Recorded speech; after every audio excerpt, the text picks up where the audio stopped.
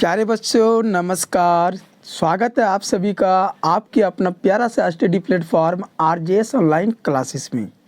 प्यारे बच्चों सबसे पहले आप सभी बच्चों को हमारी तरफ से नए साल की ढेर सारी शुभकामनाएं। प्यारे बच्चों आज इस नए साल की जो हम लोग जो शुरुआत करने जा रहे हैं प्यारे बच्चों ने मोस्ट इम्पोर्टेंट सब्जेक्टिव क्वेश्चन सामाजिक विज्ञान का जो कि आपके एग्जाम में 100% जो है प्यारे बच्चों आएगा यही प्रश्न। ठीक है, मात्र हम पूरे सामाजिक विज्ञान में जितने भी बुक है जैसे हिस्ट्री हो गया, पॉलिटिकल हो गया, इकोनॉमिक्स हो गया, ठीक है, सारे बुक से मिलाकर के प्यारे बच्चों मात्र 100 एकदम सब्जेक्टिव क्वेश्चन आप सभी बच्चों के लिए लेके आ गए हैं। ठीक है, 100 सब्जेक्टिव क्वेश्चन। अगर आप यह सभी क्वेश्चन को अच्छे तरह से याद कर लेते हैं प्यारे बच्चों तो आपके एग्जाम में एक भी प्रश्न यहाँ छूटने वाला नहीं है। ठीक है, तो सबसे पहले आज की क्लास को शेयर कीजिए अपने दोस्तों के पास ज़्यादा से ज़्यादा। ठीक है, जल्दी जल्दी एक बार शेयर कर देंगे सभी बच्चे। और आज की क्लास में जो है प्यारे बच्चों मोस्ट इंपोर्टेंट क्वेश्चन बताने वाले हैं, शेयर कीजिए सभी लोग। और जो भी बच्चे नए आए हैं चैनल पर एक बार चैनल को फटाफट से सब्सक्राइब कर लेंगे। अगर वीडियो पसंद आएगा प्यारे बच्चों तो एक लाइक ज़रूर करके जाइएगा और कमेंट में अपनी राय जरूर बताएंगे सही बच्चे। ठीक है, आप सभी बच्चे का जो है 20 तारीख को जो है फाइनली जो है सामाजिक विज्ञान का एग्जाम है और 20 फरवरी को चाहे वो फर्स्ट सीटिंग का बच्चा हो या सेकेंड सीटिंग को इससे एक भी क्वेश्चन बाहर नहीं जाने वाला है प्यारे बच्चों। ठीक है, वीडियो के अंत तक बने रहेंगे। आप सभी बच्चों से यही निवेदन है क्योंकि वीडियो थोड़ी लंबी हो सकती है, ठीक है, लेकिन आप लोग को एक एक प्रश्न समझाने की प्रयास करेंगे। चलते हैं क्वेश्चन नंबर फर्स्ट पर प्यारे बच्चों और वीडियो के अंत तक बने रहेंगे। ठीक है, क्वेश्चन नंबर देखिए फर्स्ट है, जर्मनी के एकीकरण की बधाई क्या थी। प्रश्न कह रहा है प्यारे बच्चों कि जर्मनी के एकीकरण की बधाई क्या थी। तो जर्मनी के एकीकरण की जो बधाई थी प्यारे बच्चों वो निम्नलिखित बधाई थी। ठीक है, जर्मनी के एकीकरण की निम्नलिखित बधाई थी। पहला बात यह बताया गया कि जर्मनी जो है लगभग 300 छोटे बड़े राज्यों में विभाजित था। जर्मनी कितने राज्यों में विभाजित था प्यारे बच्चों? 300 लगभग छोटे बड़े राज्यों में क्या थे? विभाजित थे जर्मनी। पहली बाधा यह था जर्मनी के एकीकरण का, इसलिए उसका एकीकरण नहीं हो पा रहा था। दूसरा बाधा यह है प्यारे बच्चों, यहाँ राज्यों में राजनीतिक, सामाजिक तथा धार्मिक विषमताएं फैली हुई थी। जर्मनी में जो है जर्मनी में राजनीतिक, सामाजिक, धार्मिक ये सारे विषमताएं प्यारे बच्चों फैली हुई थी। और तीसरी बात यह है कि राष्ट्रवाद की भावना का वहाँ पर अभाव था। राष्ट्रवाद की भावना का क्या था? अभाव था। इन्हीं सभी कारणों से जो है जर्मनी के एकीकरण की बधाई, समझ रहे हो ना। चलिए अगला प्रश्न है प्रश्न संख्या 2। एक एक प्रश्न को ध्यान से देखेंगे सही बच्चे। ठीक है, मेटरनिक युग क्या है प्यारे बच्चों? क्वेश्चन नंबर 2 है मेटरनिक युग क्या है। तो ध्यान से समझिए सही बच्चे। मेटरनिक ने 1815 से 1848 तक ऑस्ट्रेलिया में शासन किया था। फटाफट से कमेंट करेंगे सही बच्चे कि ऑस्ट्रेलिया में शासन 1815 से 1848 ईस्वी के बीच किसने किया था? तो मेटरनिक ने किया था। और इसी काल को प्यारे बच्चों मेटरनिक युग के नाम से जाना जाता है। समझ गए सभी लोग? याद हो गया होगा सही बच्चे को? एक बार कमेंट जरूर कर दीजिएगा सही बच्चे। मेटरनिक ने 1815 से 1848 ईस्वी तक ऑस्ट्रेलिया में जो शासन किया उन्हीं काल को प्यारे बच्चों, उन्हीं समय को हम जो है मेटरनिक युग के नाम से जाना जाता है, जानते हैं। प्रश्न संख्या देखिए 3 है। एक एक प्रश्न को ध्यान से देखिए सही बच्चे। ठीक है, अगर आप सभी को पीडीएफ चाहिए प्यारे बच्चों तो फटाफट से डिस्क्रिप्शन के नीचे टेलीग्राम का लिंक है, सही बच्चे जुड़िए, या तो नीचे जो है हम नंबर दे देंगे व्हाट्सएप नंबर, आप सभी बच्चे उस पर कांटेक्ट जरूर कर सकते हैं। सबको पीडीएफ मिल जाएगा प्यारे बच्चों, सबको मिल जाएगा, बिल्कुल मिल जाएगा। क्वेश्चन नंबर 3 है कि 1848 की फ्रांसीसी क्रांति के कारण क्या थे। 1848 के फ्रांसीसी क्रांति के कारण क्या थे? तो प्यारे बच्चों 1848 की जो फ्रांसीसी क्रांति थे उनके निम्न कारण थे। ठीक है, इसी तरह से आपको क्वेश्चन लिखना है, बिल्कुल इसी तरह से एग्जाम में भी लिखना है। पहला कारण क्या था प्यारे बच्चों कि लुई फिलिप की कमजोर एवं उदारवादी नीति का होना। जो लुई फिलिप थे वो बहुत ही क्या थे? कमजोर थे और उदारवादी नीति का होना। दूसरी बात यह है कि लुई फिलिप की असफल विदेशी नीति का होना। ठीक है, और तीसरी बात यह है प्यारे बच्चों कि राज्य में भूखमरी एवं बेरोजगारी का बढ़ना, इन्हीं सभी कारणों से जो है प्यारे बच्चों 1848 की फ्रांसीसी क्रांति की ये मुख्य कारण थे ये सब। ठीक है, समझिए सभी लोग, सभी बच्चे याद भी हो गया कि 1848 की फ्रांसीसी क्रांति के निम्न कारण थी। पहला कारण क्या था प्यारे बच्चों कि लुई फिलिप की कमजोर एवं उदारवादी नीति का होना, और दूसरा यह था कि लुई फिलिप की असफल विदेशी नीति का होना, और तीसरा राज्य में भूखमरी एवं बेरोजगारी का बढ़ना। ठीक है, अगला प्रश्न है प्रश्न संख्या 4, और ये क्वेश्चन जो है बहुत ज़्यादा इंपॉर्टेंट है प्यारे बच्चों, बहुत ज़्यादा जिसको बोलते हैं। क्वेश्चन नंबर देखिए 4 है कि इटली जर्मनी के एकीकरण में ऑस्ट्रिया की भूमिका क्या थी। क्वेश्चन यह कर, पहले क्वेश्चन को आप समझेंगे सभी बच्चे। इटली और जर्मनी का जब एकीकरण हो रहा था प्यारे बच्चों, तो उस समय जो ऑस्ट्रेलिया की भूमिका क्या थी, आखिर ऑस्ट्रेलिया क्या कर रहे थे वहाँ पर, जानते हैं। इटली और जर्मनी के एकीकरण में ऑस्ट्रेलिया बाधक बना हुआ था, सबसे बड़ा रुकावट जिसको बोलते हैं ना। अगर आप कोई काम कर रहे हैं तो बीच में कोई रोकने वाला आ जाता है, उन्हीं को बाधक कहा जाता है प्यारे बच्चों, रुकावट करने वाला। तो सबसे पहले इटली के अगर बारे में जानेंगे कि इटली में ऑस्ट्रेलिया की क्या बाधक बना हुआ था। तो 1830 की क्रांति के बाद, कब 1830 की जब क्रांति हुआ था उनके बाद इटली में जो नागरिक आंदोलन शुरू हुआ प्यारे बच्चों, उसी ऑस्ट्रेलिया के चांसलर मेटरनिख ने दबा दिया था। जो ऑस्ट्रेलिया के जो चांसलर थे वो मेटरनिख ने उनको क्या किया, दबा दिया। ठीक है, जिससे इटली का क्या गया, एकीकरण रुक गया। पहला तो ये हो गया, इटली के एकीकरण में ऑस्ट्रेलिया ये जो बाधक बन गया ना, बिल्कुल, कि 1830 की जो क्रांति हुआ प्यारे बच्चों, उसके बाद में जो नागरिक आंदोलन इटली में शुरू हुआ, तो उसे ऑस्ट्रेलिया की जो चांसलर से मेटरनिख, उन्होंने क्या किया, उसे दबा दिया, जिससे इटली का एकीकरण रुक गया। ठीक है, और जर्मनी की अगर बात करेंगे तो जर्मनी में राष्ट्रवादी भावनाओं को कुचलने के लिए ऑस्ट्रिया के चांसलर मेटरनिख ने दमनकारी कानून लाया। कैसा कानून लाया प्यारे बच्चों, दमनकारी कानून, जिससे जर्मनी के एकीकरण में बाधा हो गई। ठीक है, ये आज का आंसर था। बिल्कुल आपको इसी तरह से आंसर लिखना है, और ये प्रश्न तो आप जान ही रहे हैं कि कितना VVI प्रश्न है प्यारे बच्चों, डायरेक्ट आपके एग्जाम में लड़ने वाला प्रश्न सब बता रहे हैं। क्वेश्चन नंबर देखिए, क्वेश्चन नंबर 5 है। एक एक प्रश्न को ध्यान से देखेंगे सही बच्चे, ठीक है, और वीडियो के अंत तक बने रहेंगे। शेयर कीजिए, अभी तक शेयर नहीं किए हैं तो। खूनी रविवार से आप क्या समझते हैं, खूनी रविवार से आप क्या समझते हैं। तो अगर हम बात करेंगे प्यारे बच्चों खूनी रविवार की, तो वर्ष 1904 से 1905 के बीच की बात है। एक देश था रूस, और एक छोटा सा देश था जापान। रूस तो बहुत शक्तिशाली देश है, आप सभी बच्चों को पता ही है, और एक छोटा सा जो देश था जापान था प्यारे बच्चों, दोनों में युद्ध हुआ। जब युद्ध हुआ तो रूस एक छोटे से देश जापान से पराजित हो गया। रूस जो है प्यारे बच्चों जापान से क्या हो गए, हार गए, जिसके कारण रूस की जनता अपनी ही सेना के विरोध में रोटी दो का नारा लगाते हुए सेंट पीटर्सबर्ग के महल की ओर जा रही थी। क्या कर रहे थे, जा रहे थे, कौन जा रहे थे प्यारे बच्चों, रूस की जो है जनता, रूस की जो है सेना रोटी दो नारे लगा करके सेंट पीटर्सबर्ग के महल की ओर जा रहे थे।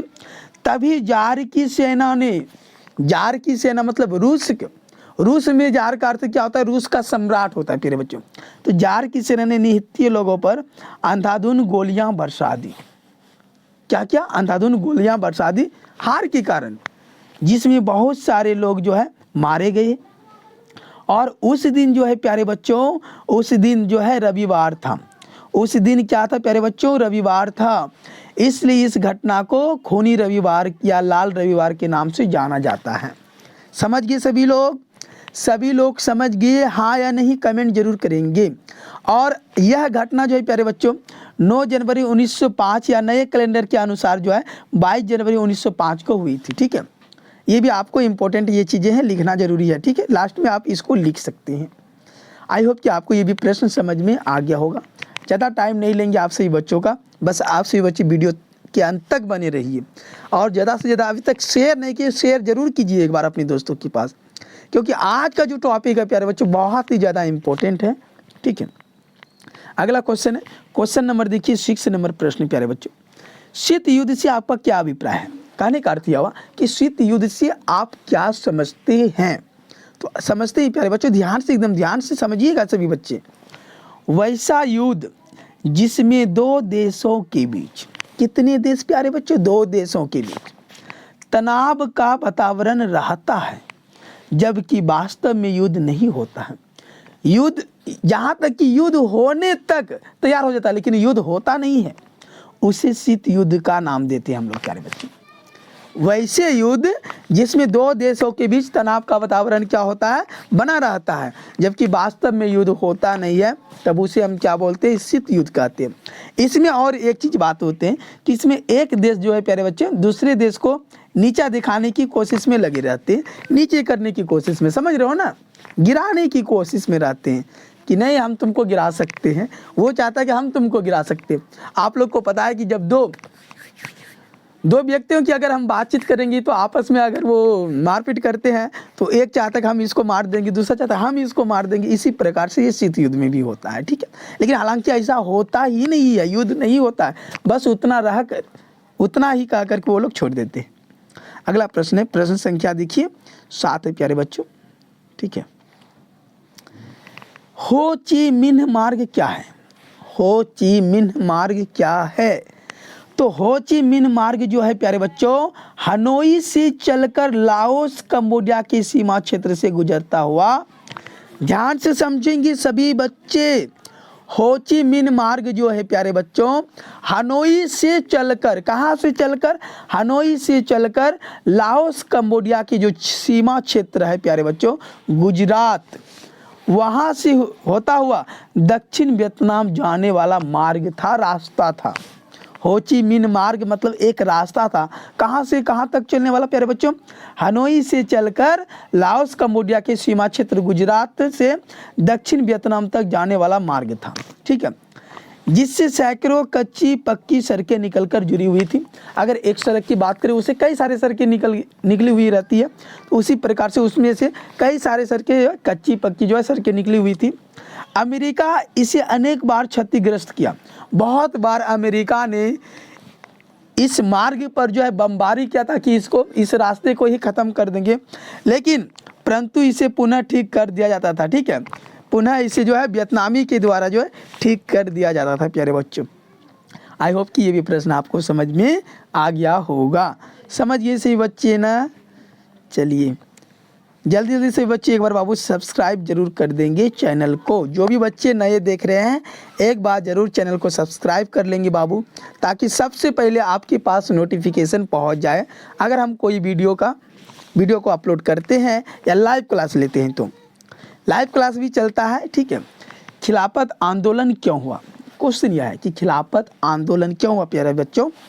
तो तुर्की के जो सुल्तान थे खलीफा, तुर्की की सुल्तान कौन थी प्यारे बच्चों? खलीफा थे, और उनको जो है इस्लाम धर्म का गुरु माना जाता था।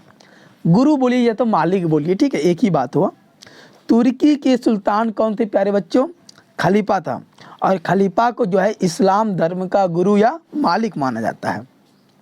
ब्रिटेन सरकार द्वारा, अंग्रेज सरकार द्वारा 1919 में खलीफा के पद को समाप्त कर दिया गया।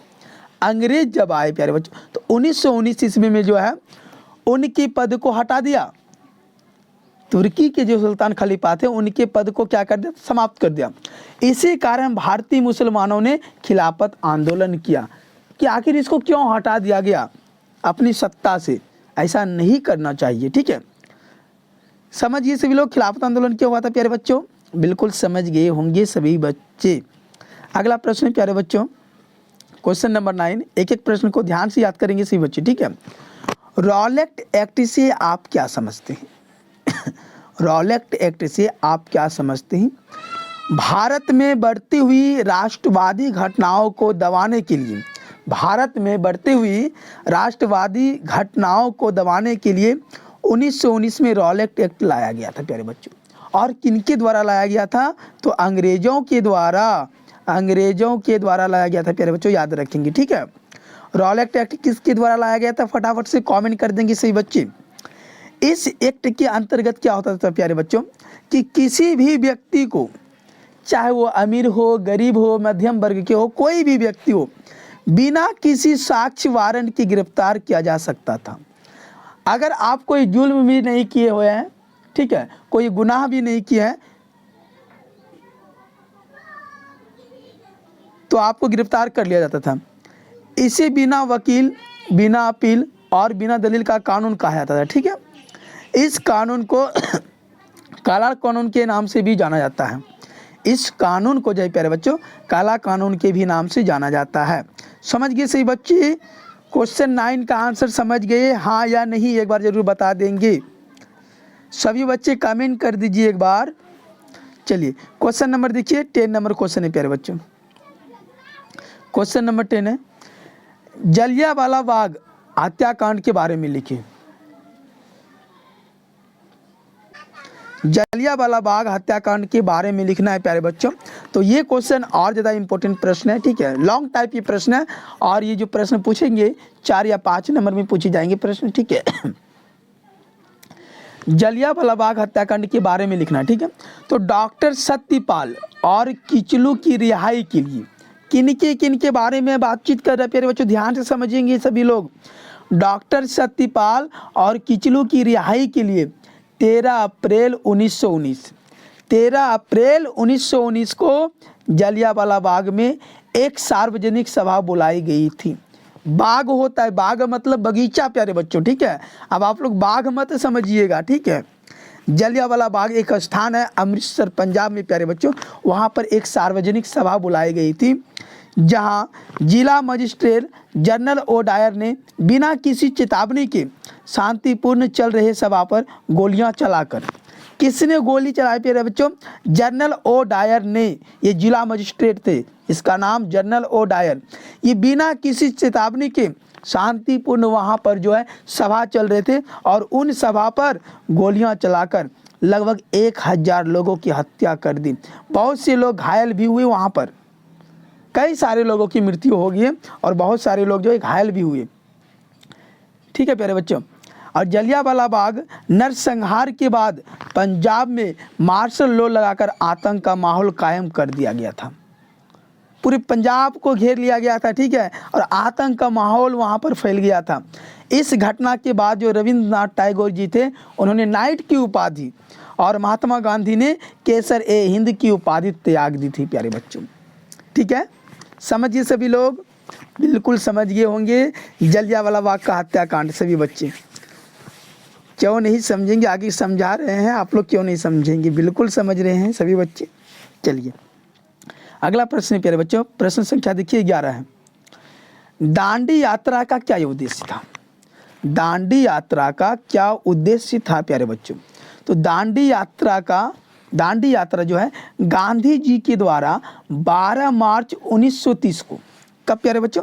12 मार्च 1930 को साबरमती आश्रम से शुरू किया गया था। दांडी यात्रा जो है गांधी जी के द्वारा 12 मार्च 1930 को साबरमती आश्रम से शुरू किया गया था। इसका मुख्य उद्देश्य था प्यारे बच्चों कि समुद्र तट से दांडी पहुंचकर समुद्र के पानी से नमक बनाकर नमक कानून को भंग करना था। यही इसका मुख्य उद्देश्य था। अगर प्रश्न ये आ गया तो इस तरह ही आप लिखेंगे। ठीक है, समझ गए सही बच्चे? प्यारे बच्चों बिल्कुल समझ गए होंगे। ठीक है, अगला प्रश्न देखते हैं, प्रश्न संख्या देखते हैं। प्रश्न संख्या देखेंगे प्यारे बच्चों 12 आ चुका है आपकी स्क्रीन पे। ठीक है, और ये भी प्रश्न इंपॉर्टेंट प्रश्न है, देखिए ध्यान से आप लोग समझिए। बस हम यही चाहते हैं कि हम जो आप पढ़ा रहे हैं आप सभी बच्चों को, आप सभी को समझ में आ जाए। ठीक है, चंपारण सत्याग्रह का संक्षिप्त विवरण दे। चंपारण सत्याग्रह का संक्षिप्त विवरण दे प्यारे बच्चों। तो चंपारण सत्याग्रह जो है गांधी जी के द्वारा 1917 में बिहार के चंपारण में किया गया था। चंपारण सत्याग्रह प्यारे बच्चों किसके द्वारा चलाया गया था? गांधी जी के द्वारा, और बिहार के ही चंपारण में किया गया था। इसका मुख्य उद्देश्य था प्यारे बच्चों कि चंपारण के जो किसान थे, किसानों को तिनकटिया पद्धति से मुक्ति दिलाना था। जो तिनकटिया प्रणाली होती थी प्यारे बच्चों, नील की जो खेती किया करते थे, उनसे मुक्ति दिलाना था। और इस पद्धति में किसानों को अपनी भूमि के 3/20 हिस्से, कितने प्यारे बच्चों? 3/20 हिस्से में नील की खेती करनी पड़ती थी। किसान को कहा गया कुछ और था, कुछ और कहा करके लाया गया था, कहाँ, चंपारण क्षेत्र खेती करने के लिए। लेकिन जब यहाँ पर लाए तो कुछ और ही कराने लगा कि 3/20 हिस्से में जो है इसको नील की खेती करनी पड़ती है, जिससे भूमि का उर्वरक क्षमता क्या हो जाती है प्यारे बच्चों, कम हो जाती है। ठीक है, और उपजे हुए नील को अंग्रेजों द्वारा अपने मनमाने दाम पर लिया जाता था। ठीक है, जिससे किसानों की स्थिति दयनीय हो गई थी। आई होप कि ये प्रश्न आपको समझ में आ गया होगा। चंपारण सत्याग्रह जो है गांधी जी के द्वारा प्यारे बच्चों 1917 में बिहार की चंपारण में किया गया था। इसका मुख्य उद्देश्य यह था कि चंपारण के किसान जो थे 3 कठिया पद्धति से इसको मुक्ति दिलाना था। इस पद्धति में होता क्या था कि किसानों को जो है भूमि के 3/20 हिस्से में नील की खेती करनी पड़ती थी, जिससे भूमि की उर्वरक क्षमता क्या हो जाती थी प्यारे बच्चों, कम हो जाती थी। और उपजे हुए नील को अंग्रेजों द्वारा अपने मनमाने दाम पर लिया था, जिसका उसका मर्जी हुआ 5 रुपये तो 5 रुपये में ही लेगा। ठीक है, आप कुछ नहीं बोल सकते थे। अगर आप कुछ बोलेंगे तो आपको फिर मारपीट लगेगा। ठीक है, इससे किसानों की स्थिति दयनीय हो गई थी। ठीक है प्यारे बच्चों, अगला प्रश्न है, क्वेश्चन नंबर देखिए 13 है, मोस्ट इंपोर्टेंट प्रश्न बाबू, याद करिए आप सभी लोग ये सब प्रश्न। असहयोग आंदोलन प्रथम जन आंदोलन था कैसे? असहयोग आंदोलन प्रथम जन आंदोलन था कैसे? तो असहयोग आंदोलन जो है प्यारे बच्चों गांधी जी के ही द्वारा वर्ष 1920 ईस्वी में शुरू किया गया था। असहयोग आंदोलन कब चलाया गया था? 1920 ईस्वी में। किसके द्वारा चलाया गया था प्यारे बच्चों? तो गांधी जी के द्वारा। इस आंदोलन में समाज के विभिन्न वर्गों के लोगों ने पहली बार बढ़ चढ़कर हिस्सा लिया था। पहली बार बढ़ चढ़ करके क्या किया था? हिस्सा लिया था। इस आंदोलन में किसान, मजदूर, आदिवासी सबों ने भाग लिया, इसलिए इसे प्रथम जन आंदोलन कहा जाता था प्यारे बच्चों। बिल्कुल आपको समझ में आ गया होगा, वो सहयोग आंदोलन प्रथम जन आंदोलन था। कैसे? क्योंकि इस आंदोलन में जो है समाज के विभिन्न वर्ग, चाहे वो लो क्वालिटी का हो या मीडियम क्वालिटी का हो या हाई क्वालिटी का हो, समझ रहे हो ना, तीनों वर्ग के लोग जो है बढ़ चढ़ करके इसमें जो है हिस्सा लिए थे। चाहे वो किसान हो या मजदूर हो, आदिवासी हो, कोई भी हो, सभी लोग इसमें जो है भाग लेते, इसलिए इसे प्रथम जन आंदोलन भी कहा जाता है। ठीक है, क्वेश्चन नंबर देखिए 14 है प्यारे बच्चों, बुजुर्वा वर्ग की उत्पत्ति कैसे हुई? बुजुर्वा वर्ग की उत्पत्ति कैसे हुई? मध्यम वर्ग को ही जो प्यारे बच्चों बुजुर्गा वर्ग कहा जाता है, ना ही अमीर और ना ही गरीब, उसके बीच में जो लोग होते हैं उन्हीं को जो है बुजुर्गा वर्ग कहते हैं। और औद्योगिकरण के परिणाम स्वरूप ही बुजुर्गा वर्ग की उत्पत्ति हुई थी। जब औद्योगिकरण के परिणाम स्वरूप हुए थे उसी समय बुजुर्गा वर्ग की उत्पत्ति हुई थी। क्वेश्चन नंबर देखिए प्यारे बच्चों 15 नंबर प्रश्न है, स्लम पद्धति की शुरुआत कैसे हुई? स्लम पद्धति की शुरुआत कैसे हुई? औद्योगिकरण के फलस्वरूप शहरों में बड़े बड़े फैक्ट्रियां लगाए गई। शहर में जो है प्यारे बच्चों बड़े बड़े फैक्ट्रियां क्या किए? लगाए गए, जिसमें काम करने वाले मजदूरों को ग्रामीण क्षेत्रों से लाया गया था। समझ पा रहे हैं सभी लोग? औद्योगिकरण के फलस्वरूप शहरों में क्या किए? बड़े बड़े फैक्ट्रियां लगाए गए, जिसमें काम करने वाले मजदूर अब कहाँ से आएंगे? तो सब गांव से ही आएंगे, ग्रामीण क्षेत्र से आएंगे। इन मजदूरों के रहने के लिए कोई खास प्रबंध नहीं था, वहाँ पर कोई खास प्रबंध नहीं किया गया था, जिसके कारण ये मजदूर जो है फैक्ट्री के आसपास रहने लगे।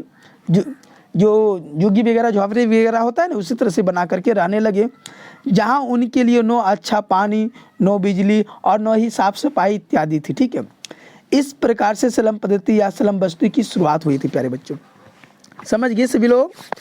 औद्योगिकरण के फलस्वरूप शहर में बड़े बड़े फैक्ट्रियां लगाए गए थे, जिसमें काम करने के लिए कौन लोग आएंगे? मजदूर। कहाँ से? ग्रामीण क्षेत्रों से आएंगे। और इनके लिए तो यहाँ पर कुछ प्रबंध ही नहीं था प्यारे बच्चों। जो मजदूर आएंगे उनके लिए कुछ प्रबंध नहीं, रहने की नहीं, खाने की नहीं, सोने का नहीं, पानी का कोई चीज़ का सुविधा नहीं था। ठीक है, इस प्रकार से स्लम पद्धति का जो है शुरुआत हुआ था। अगला प्रश्न प्यारे बच्चों 16 नंबर प्रश्न, औद्योगिकरण से आप क्या समझते हैं? मोस्ट इंपॉर्टेंट प्रश्न है, एकदम VVI प्रश्न इसको बोलेंगे। ठीक है, औद्योगिकरण से आप क्या समझते हैं? तो औद्योगिकरण प्यारे बच्चों एक ऐसी प्रक्रिया है, औद्योगिकरण एक ऐसी प्रक्रिया है जिसमें वस्तुओं का निर्माण मानव के द्वारा ना होकर, जो वस्तु का निर्माण होते हैं वो मानव के द्वारा न होकर मशीनों के द्वारा कारखानों में किया जाता है। उसे हम क्या बोलेंगे प्यारे बच्चों? औद्योगिकरण। औद्योगिकरण एक ऐसी प्रक्रिया है जिसमें वस्तुओं का निर्माण मानव के द्वारा न होकर मशीनों के द्वारा कारखानों में किया जाता है, औद्योगिकरण कहलाता है। और औद्योगिकरण की शुरुआत जो है प्यारे बच्चों इंग्लैंड से हुई थी। और औद्योगिकरण में बड़े पैमाने पर उत्पादन होता है, ठीक है, बड़े पैमाने पर इसमें उत्पादन किया जाता है। अगला प्रश्न है, प्रश्न संख्या देखिए 17 है, मोस्ट इंपोर्टेंट ये भी प्रश्न है। ग्रामीण तथा नगरीय जीवन के बीच किन्हीं दो विभिन्नताओं का उल्लेख करें। ग्रामीण तथा नगरीय जीवन के बीच किन्हीं दो विभिन्नताओं का उल्लेख करना है। गांव और नगर के बीच में अंतर आपको बताना है, आखिर अंतर क्या है प्यारे बच्चों, ग्रामीण क्षेत्र में और नगरीय क्षेत्र में अंतर क्या है। तो आइए समझते हैं। ग्रामीण लोगों की आजीविका का जो साधन होता है, जो जीने का साधन होता है, आजीविका का अर्थ हुआ प्यारे बच्चों जीने का साधन, जो जीने का साधन होता है गांव के लोगों को, वो कृषि होता है मुख्य रूप से, उसके बाद पशुपालन। जबकि नागरिक लोगों की आजीविका जीने का जो साधन होता है वो उद्योग धंधा होता है और व्यवसाय आदि होता है। उसके अलावा वो किसी पर आश्रित रह ही नहीं सकता है। उद्योग का मतलब अगर वो कोई काम कर रहा है, चाहे वो फैक्ट्री में कर रहे हैं या कोई दुकान में कर रहे हैं, तो उसके अलावा वो और किसी चीज़ पर वो आश्रित नहीं है। जबकि नंबर 2 में देखिए, ग्राम में शिक्षा, स्वास्थ्य, यातायात आदि की व्यवस्था का अभाव होता है। ग्राम में देखिए शिक्षा की व्यवस्था बहुत ही कम देखने को मिलती है प्यारे बच्चों। यातायात मतलब आने जाने की जो सुविधा वो भी बहुत कम है। स्वास्थ्य की अगर बात करेंगे, स्वास्थ्य समझ रहे हो ना, शिक्षा, स्वास्थ्य, चिकित्सक की व्यवस्था की बात करें, चिकित्सक। जबकि नगरों में शिक्षा, स्वास्थ्य की जो है, यातायात आदि व्यवस्था एकदम अच्छी होती है, ठीक है। अगला प्रश्न प्यारे बच्चों, प्रश्न नंबर देखिए 18 नंबर प्रश्न है। विश्व बाजार किसे कहते हैं? विश्व बाजार किसे कहते हैं प्यारे बच्चों?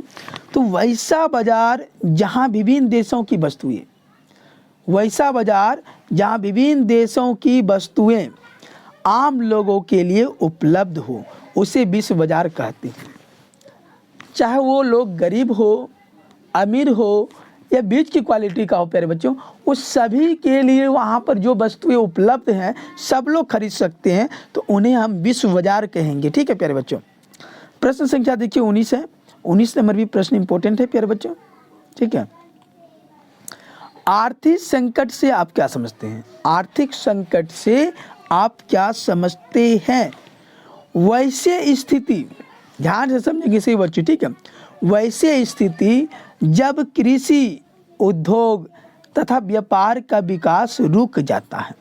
वैसी स्थिति प्यारे बच्चों जब कृषि हो, चाहे उद्योग हो या व्यापार, इन सारी चीज़ों की व्यवस्था क्या होते हैं, रुक जाते हैं।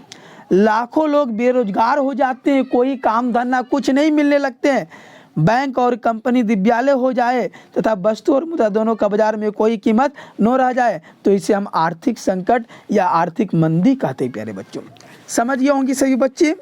वैसी स्थिति जब कृषि, उद्योग तथा व्यापार का विकास रुक जाता है, लाखों लोग बेरोजगार हो जाते हैं, बैंक और कंपनी ये सारी चीज़ें बंद हो जाती हैं, वस्तुएं और मुद्रा दोनों का बाजार में कोई कीमत ना रहता है, तो ऐसी स्थिति को हम जो है आर्थिक संकट बोलेंगे कि आर्थिक स्थिति हमारा दयनीय हो चुका है, हम लोगों के ऊपर संकट आ गया है, या आर्थिक मंदी भी इसे कहते हैं।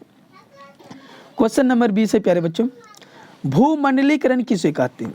भूमंडलीकरण किसे कहते हैं? विश्व के सभी राष्ट्रों, विश्व, पूरे विश्व की बात करें प्यारे बच्चों, तो विश्व के सभी राष्ट्रों का आर्थिक, सांस्कृतिक और राजनीतिक रूप से एक साथ जुड़ना। विश्व में जितने भी राष्ट्र अगर सब लोग आर्थिक, सांस्कृतिक और राजनीतिक रूप से एक साथ आपस में दोस्ती कर ली प्यारे बच्चों, तब उन्हीं चीज़ों को हम भूमंडलीकरण कहते हैं। क्या कहते हैं? भूमंडलीकरण कहते हैं। समझ पा रहे हैं सभी बच्चे? बिल्कुल समझ रहे हैं। क्वेश्चन नंबर देखिए 21 है, ठीक है। अगला प्रश्न प्यारे बच्चों, महान आर्थिक मंदी से आप क्या समझते हैं? महान आर्थिक मंदी से आप क्या समझते हैं? एक तो आर्थिक मंदी, आर्थिक संकट था, लेकिन ये महान आर्थिक मंदी, तो महान आर्थिक मंदी जो है प्यारे बच्चों 1929 में आई थी। सबसे पहले कब आया था? 1929 ईस्वी में, ठीक है। इस मंदी का जो असर हुआ था प्यारे बच्चों, वो संपूर्ण विश्व पर पड़ा था। जितने भी विश्व है सभी पर इस मंदी का जो है प्रभाव पड़ा था। कृषि क्षेत्र पर इसका सबसे बुरा प्रभाव पड़ा था, खास करके कृषि क्षेत्र पर। मंदी के कारण जो है रोजगार, आय और व्यापार आदि में गिरावट आ गई थी प्यारे बच्चों। इस दौरान कृषि में उत्पादन अधिक हुआ था। कृषि में उत्पादन तो अधिक हुआ था, परंतु इसके मूल्य में गिरावट आई थी। खेती अगर कोई कर रहे थे उस समय 1929 की अगर बात कर रहे हैं, अगर खेती बाड़ी कर रहे थे किसान लोग, तो जो अनाज वगैरह होते हैं बहुत सारे उपजते, लेकिन उसका जो मूल्य था बहुत ही कम दाम था। ठीक है, अगला प्रश्न है प्यारे बच्चों, प्रश्न नंबर देखिए 22 नंबर प्रश्न है। एक एक प्रश्न को ध्यान से समझिए, शेयर कीजिए सभी लोग, अभी तक शेयर नहीं किए हैं। चलिए, आप लोग को वीडियो अगर अच्छा लग रहा है तो एक बार ज़रूर लाइक कीजिए बाबू, एक बार लाइक ज़रूर कर दीजिए सभी लोग। जो भी बच्चे नए आए हैं हमारे चैनल पर, चैनल को सब्सक्राइब कीजिए। देखिए प्यारे बच्चों, कुछ बातें आपको इम्पोर्टेंट हम बताते चलते हैं। ठीक है, कि सोशल साइंस का एसएसटी का जो है प्यारे बच्चों, हम फाइनली जो है 200 प्लस ऑब्जेक्टिव करा चुके हुए हैं। डिस्क्रिप्शन के नीचे लिंक है। ठीक है, और हम टोटल 500 ही ऑब्जेक्टिव सोशल साइंस में कराने वाले हैं, जिसमें कि आपके एग्ज़ाम में जो है 80 ऑब्जेक्टिव जो है वहाँ से पूछे जाएंगे, जिसमें आपको 40 ऑब्जेक्टिव बनाना है सभी बच्चे को। ठीक है, बस आप सभी बच्चे इसी तरह से वीडियो के अंत तक बने रहिए, ताकि आपके एग्ज़ाम में एक भी क्वेश्चन नहीं छूटे और आप सारे 400 प्लस मार्क्स आसानी से ला सके। ठीक है, क्वेश्चन है प्यारे बच्चों 22 नंबर, बहुराष्ट्रीय कंपनी क्या है? बहुराष्ट्रीय कंपनी क्या है? कई देशों में एक ही साथ व्यापार, कई देश, जर्मनी, ब्रिटेन, अमेरिका, भूटान, कुछ भी ले लो प्यारे बच्चों, तो कई देशों में एक ही साथ व्यापार और व्यवसाय करने वाले कंपनियों को बहुराष्ट्रीय कंपनी कहते हैं। कई देशों में एक ही साथ व्यापार और व्यवसाय करने वाले कंपनियों को क्या कहते हैं? बहुराष्ट्रीय कंपनी कहते हैं। ठीक है, अगला प्रश्न है, प्रश्न संख्या देखिए 23 है। पांडुलिपि क्या है? इसकी क्या उपयोगिता है? पांडुलिपि क्या है? इसकी क्या उपयोगिता है? तो हस्तलिखित पुस्तकों को पांडुलिपि कहा जाता है प्यारे बच्चों, जिसमें हाथों के द्वारा लिखा गया नोट हो, तो उन्हीं चीज़ों को हम पांडुलिपि, पहले जो लिपि लिखा करते थे, पहले जो पुस्तक में, अभी तो छपाई होता है ना, पहले छपाई नहीं होता था प्यारे बच्चों, हाथों से लिखा जाता था, तो उन्हीं चीज़ों को हम जो है पांडुलिपि कहेंगे। ठीक है, इसका उपयोग इतिहास से संबंधित जानकारी को प्राप्त करने के लिए किया जाता था। इतिहास से संबंधित जानकारी को प्राप्त करने के लिए किया जाता था पांडुलिपि का उपयोग। अगला प्रश्न प्यारे बच्चे, प्रश्न संख्या 24, छापा खाना यूरोप कैसे पहुंचा? छापा खाना जो है वो यूरोप कैसे पहुंचा प्यारे बच्चों? तो 1295 में है, 1995 होगा इसमें। ठीक है, एक बार आप लोग देख लेंगे सही बच्चे यहाँ पर। ठीक है, मार्को पोलो के द्वारा चीन से इटली में वुड फ्लॉक छपाई की तकनीक को लाया गया था। वुड फ्लॉक छपाई की तकनीक को लाया गया था कहाँ से? मार्को पोलो के द्वारा चीन से इटली लाया गया था प्यारे बच्चों। इसमें हस्तलिखित पांडुलिपियों के स्थान पर वुड फ्लॉक की छपाई की तकनीक विकसित हुई थी। पांडुलिपियों की जगह पर क्या है? वुड ब्लॉक की छपाई की तकनीक विकसित हुई थी।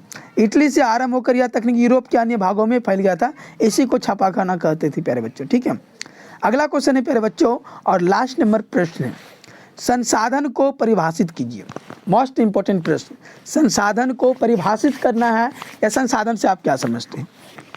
वे सभी वस्तुएं जो मानव के लिए उपयोगी है, वे सभी वस्तुएं प्यारे बच्चों जो मानव के लिए उपयोगी है उसे संसाधन कहते हैं। जैसे भूमि, जल, पेड़ पौधा इत्यादि, कॉपी, कलम, ये सारी चीज़ें जिसका हम प्रतिदिन उपयोग करते हैं, तो यही सब हमारे आंखों के सामने जो चीज़ें दिख रही है यही तो संसाधन है जिसका हम उपयोग कर रहे हैं।